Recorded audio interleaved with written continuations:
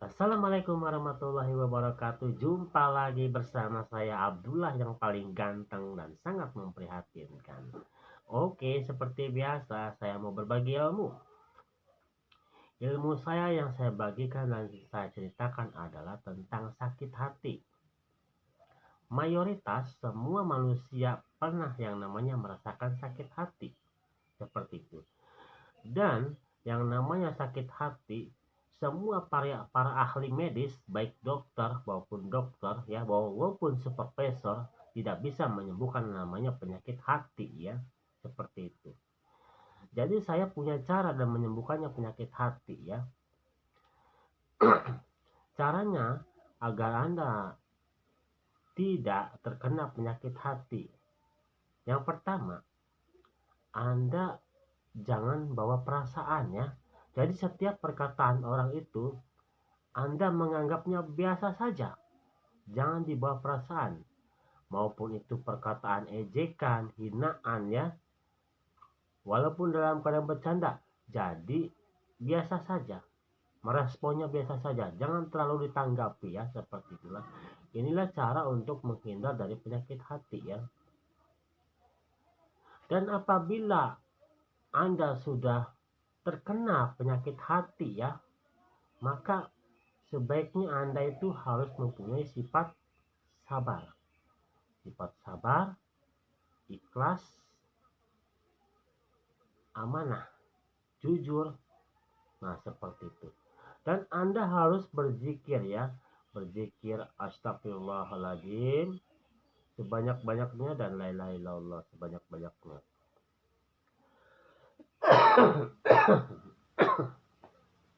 Dan Anda harus berusaha ketika Anda sudah mengalami yang namanya merasakan sakit hati, gunakanlah akal dan pikiran Anda. Kenapa Anda bisa sakit hati? Seperti itu ya.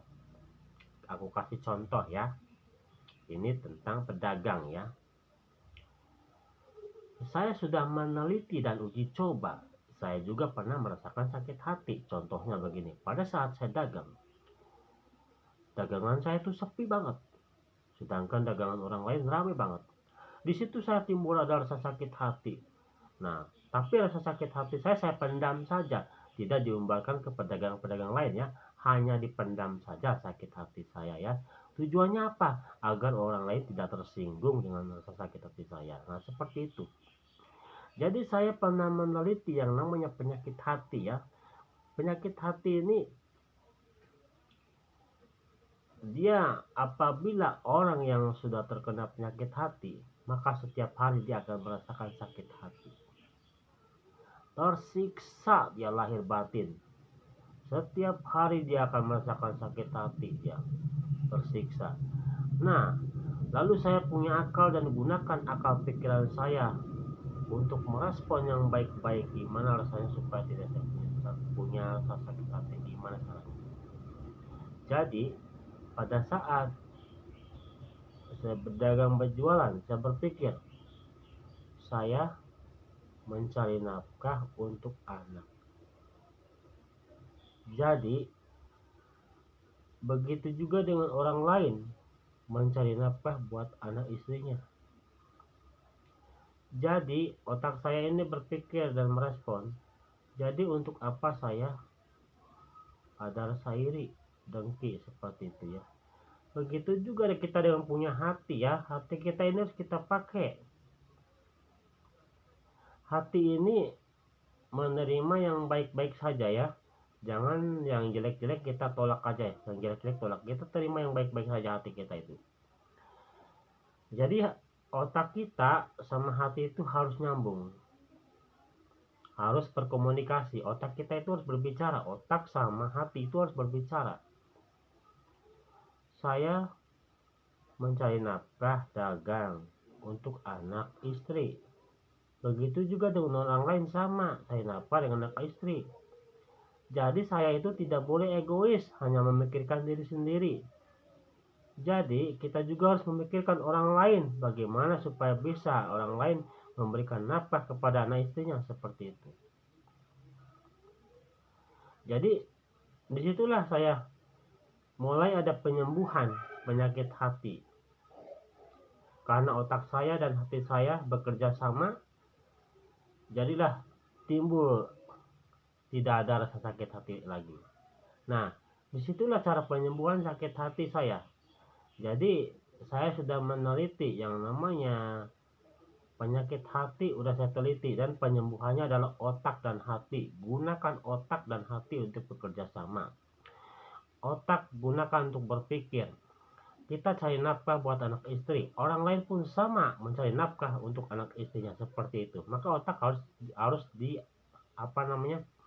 otak harus berpikir, hati juga kita harus merasakan, ya.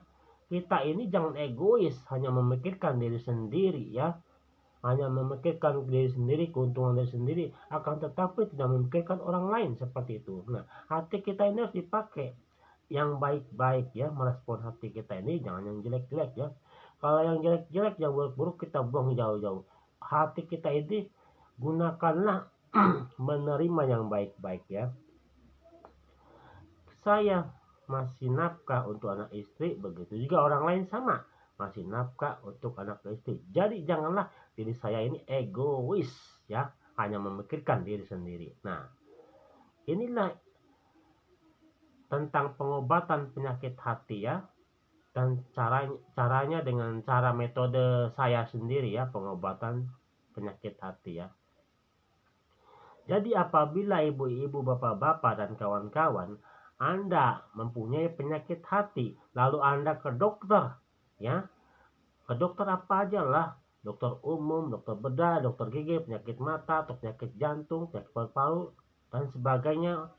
Coba Anda datang ke dokter, lalu katakan keluhan Anda apa, lalu Anda menjawab penyakit hati, saya sakit hati. Para dokter 100% gak bakalan bisa untuk mengobati penyakit hati, bahkan akan menyebut Anda itu sudah gila. Masa penyakit hati Anda berobat ke dokter? Seperti itu, ya. Jadi solusinya adalah pengobatan penyakit hati adalah Anda harus gunakan otak Anda, gunakan otak Anda untuk berpikir, gunakan hati Anda untuk merasakan, ya, merasakan yang baik-baik, dan buang jauh-jauh yang buruk-buruk, ya, hati Anda, ya. Dan Anda itu harus ikhlas mengharapkan ridho Allah, ya. Harus ikhlas, harus tabah, ya, harus rela, ya. Jadi harus menerima namanya takdir Allah yang baik, takdir Allah yang buruk. Nah, disitulah penyakit hati sudah tidak ada, ya. Harus ikhlas, sabar, jujur, amanah, seperti itu, ya. Dan juga ditambah lagi apabila Anda mau berzikir silahkan. Zikir astagfirullahaladzim, ya, sebanyak-banyaknya, la ilaha illallah, sebanyak-banyaknya, ya. Dan solusinya adalah yang paling tepat, yang secara alami untuk menyembuhkan penyakit hati adalah Anda harus ikhlas dan relakan apapun yang menjadi keputusan Allah. Seperti itu, ya. Oke, ini saja yang saya dapat sampaikan. Mudah-mudahan ada manfaatnya. Sekian dan terima kasih. Assalamualaikum warahmatullahi wabarakatuh.